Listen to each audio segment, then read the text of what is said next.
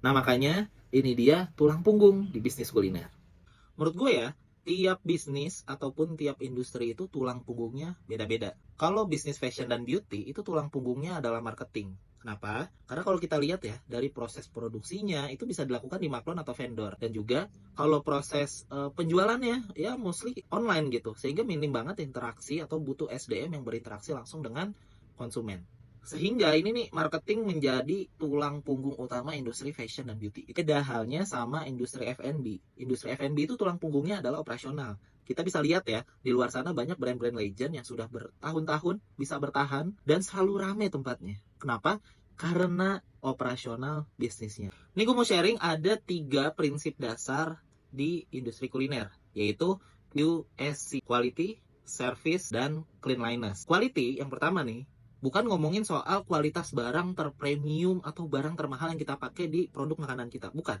Tapi ngomongin gimana agar kualitas produk kita selalu stabil dan selalu konsisten kapanpun dan di cabang manapun. Karena banyak case-nya ya, ketika kita makan nih, konsumen kita makan, datang ke tempat kita makan, enak ketika pertama kali datang, tapi pas datang kedua kali rasanya berubah, lebih asin lah atau lebih hambar lah, rasanya berubah dan gak konsisten. Nah, itu prinsip yang pertama. Prinsip yang kedua adalah service. Nah, service ini ada 3 hal penting menurut gue. Yang pertama speed, yaitu kecepatan. Kecepatan apa di sini? Yaitu kecepatan makanan keluar. Yang kedua, ini ngomongin soal keramah tamahan atau hospitality, gimana orang yang melayani konsumen itu bersikap ramah, terus juga bertutur kata yang baik. Yang ketiga itu adalah handling komplain. Ada aja nih konsumen yang datang ke tempat kita tapi ternyata ya mungkin tidak sesuai sama ekspektasinya dia, sehingga kita nih harus bisa yang namanya melakukan service recovery. Yang terakhir adalah cleanliness atau kebersihan.